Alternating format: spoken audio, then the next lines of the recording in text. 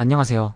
오늘은 1억 원이라는 종잣돈을 가지고 무엇을 할 수 있을지 2025년 기준 가장 현명하고 효과적인 투자 방법 7가지를 함께 깊이 있게 살펴보려고 합니다. 사실 1억이라는 돈은 누군가에게는 꿈같은 목표일 수 있고 또 다른 누군가에게는 새로운 도약을 위한 발판이 될 수 있는 아주 중요한 금액이죠. 이 소중한 돈을 어떻게 현명하게 굴리느냐에 따라 여러분의 재정적인 미래와 삶의 방향이 확연히 달라질 수 있습니다. 단순히 은행에 넣어두는 것을 넘어 적극적으로 자산을 증식시키는 방법을 모색하는 것이 그 어느 때보다 중요해진 시대입니다. 빠르게 1억을 모으는 것, 물론 불가능한 일은 아닙니다. 하지만 무작정 돈을 모으기만 하거나 조급한 마음에 아무 투자에나 뛰어들기보다는 현실적인 목표 설정과 체계적인 기간 계획을 세우는 것이 무엇보다 중요하다고 할 수 있습니다. 예를 들어 1년이라는 짧은 기간 안에 1억을 모으려면 한 달에 약 830만 원이라는 큰돈이 필요하죠. 하지만 이 목표 기간을 5년으로 늘린다면 월 약 170만 원 정도면 충분히 달성 가능한 목표가 됩니다. 이는 무엇을 의미할까요?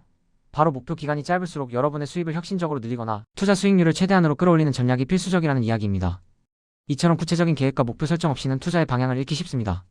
자, 그럼 1억을 가지고 어떻게 투자의 세계로 첫 발을 내디뎌야 할지 지금부터 7가지 핵심 전략을 통해 함께 자세히 알아보도록 할까요? 여러분의 성공적인 투자를 위한 첫걸음이 바로 여기에서 시작될 겁니다. 첫 번째, 가장 기본적이면서도 중요한 단계는 바로 현실적인 목표 설정과 기간 정하기입니다. 이건 투자의 성공 여부를 결정짓는 초석이라고 할 수 있어요. 막연히 돈을 많이 벌고 싶다거나 1억을 만들고 싶다는 생각만으로는 쉽게 지치고 방향을 잃기 마련입니다. 명확하고 구체적인 목표가 있어야 어떤 투자를 선택하고 얼마나 투자할지 등 세부적인 계획을 세울 수 있습니다. 예를 들어 단순히 1억을 만들겠다는 목표보다는 5년 안에 1억을 만들어서 내 집 마련을 위한 전세 자금에 보태겠다 또는 3년 안에 1억을 모아 창업 자금으로 활용하겠다와 같이 구체적인 목적과 함께 명확한 기한을 정하는 것이 중요합니다. 그리고 이 목표를 달성하기 위해 매월 얼마를 저축하고 어떤 투자 상품에 얼마씩 투자할지 구체적인 계획을 세워나가야 합니다. 이 과정에서 현재 자신의 재정 상태, 즉 수입과 지출, 그리고 가지고 있는 자산 규모를 냉정하게 분석하는 것도 필수적입니다.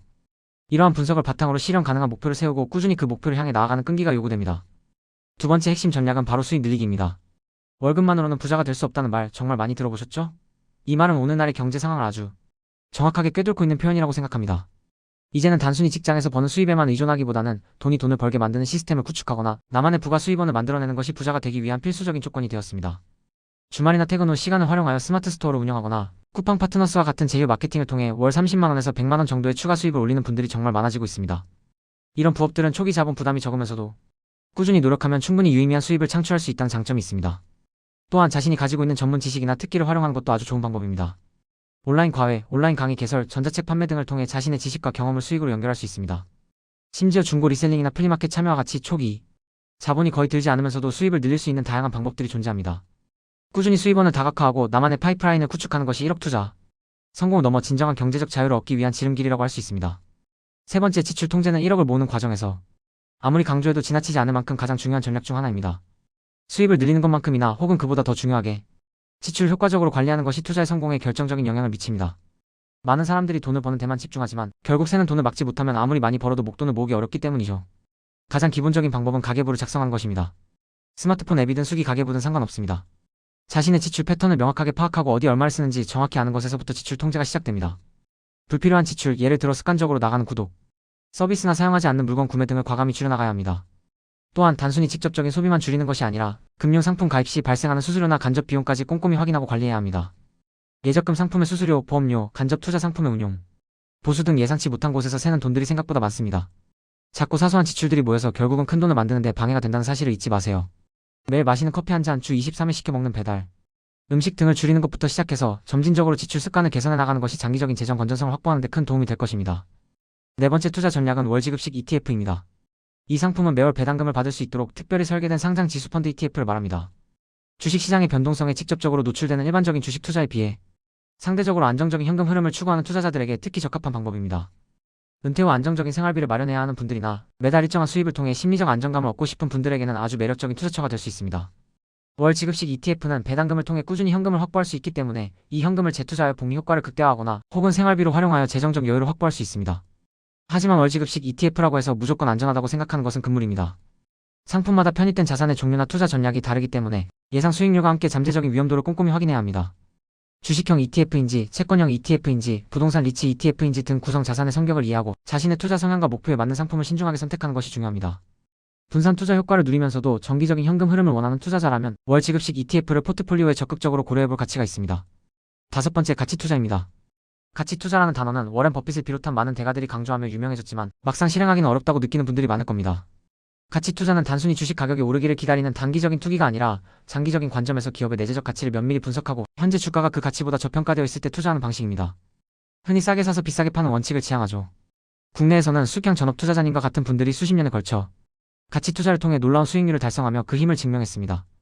당장의 주가 등락에 일일비하거나 시장의 소문에 휘둘리기보다는 기업의 사업 모델, 재무 건전성, 경쟁, 우위, 성장 가능성 등 다양한 요소를 심층적으로 분석하여 좋은 기업을 발굴하는 데 집중합니다.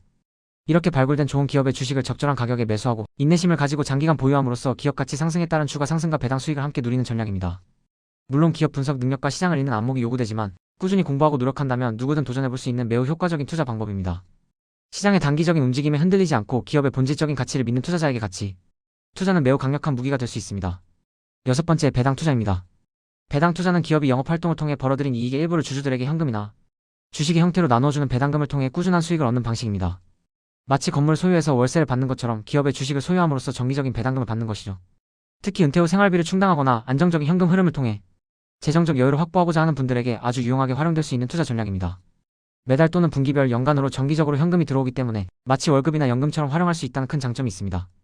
배당주를 선택할 때는 단순히 현재의 배당 수익률이 높다는 이유만으로 섣불리 투자하기보다는 해당 기업의 안정적인 성장성과 함께 배당금을 꾸준히 지급할 수 있는 능력, 그리고 미래에도 배당을 늘려나갈 수 있는 잠재력을 함께 고려해야 합니다.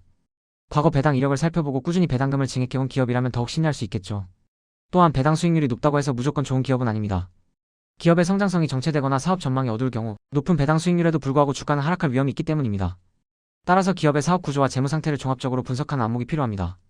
장기적인 관점에서 꾸준히 배당금을 늘려가는 우량 기업에 투자한다면 시간이 지날수록 원금 대비 배당 수익률이 상승하는 복리 효과를 경험할 수 있을 것입니다.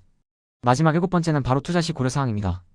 앞서 말씀드린 모든 투자 방법들은 여러분 각자의 고유한 상황에 맞춰서 신중하게 진행되어야 합니다. 누구에게나 적용되는 만능 정답 같은 투자 방법은 존재하지 않습니다. 나의 현재 재정 상태, 미래 목표, 투자 기간, 그리고 무엇보다 중요한 투자 성향을 면밀히 분석하여 자신에게 가장 적합한 전략을 수립하는 것이 핵심입니다. 남들이 좋다고 하는 투자처를 맹목적으로 따라가기보다는 스스로 꾸준히 투자 정보를 탐색하고 관련 지식을 습득하여 나만의 투자 기준을 세우는 것이 중요합니다. 투자는 결국 나 자신과의 싸움이며 꾸준한 학습과 실행이 뒷받침되어야 성공할 수 있습니다. 그리고 투자에 있어서 가장 중요한 요소 중 하나는 바로 위험 관리입니다. 모든 투자에는 항상 일정 수준의 위험이 따르기 마련입니다. 이 위험을 효과적으로 줄이는 가장 기본적인 원칙은 분산 투자입니다. 흔히 모든 달걀을 한 바구니에 담지 말라는 격언처럼 투자 자산을 한 곳에 집중하기보다는 여러 곳에 나누어 투자함으로써 예상치 못한 손실에 대비해야 합니다. 주식, 채권, 부동산, 금 등 다양한 종류의 자산에 분산 투자하거나 같은 자산군 내에서도 여러 종목에 나누어 투자하는 것이 현명한 접근 방식입니다. 또한 투자 금액을 한 번에 모두 투입하기보다는 시간, 분산 투자를 통해 시장 변동성의 위험을 줄이는 방법도 있습니다. 마지막으로 한 가지 더 강조하고 싶은 점은 위에 제시된 모든 정보는 일반적인 투자 방법에 대한 것이며 개별적인 투자 결정은 여러분 각자의 상황과 판단에 따라 신중하게 이루어져야 한다는 것입니다. 만약 투자에 대한 확신이 서지 않거나 전문가의 도움이 필요하다고 생각된다면 주저하지 말고 경험 많은 투자 전문가와 상담하여 자신에게 맞는 최적의 투자 전략을 세우는 것이 현명합니다. 투자는 단거리 경주가 아니라 긴 여정의 마라톤과 같습니다.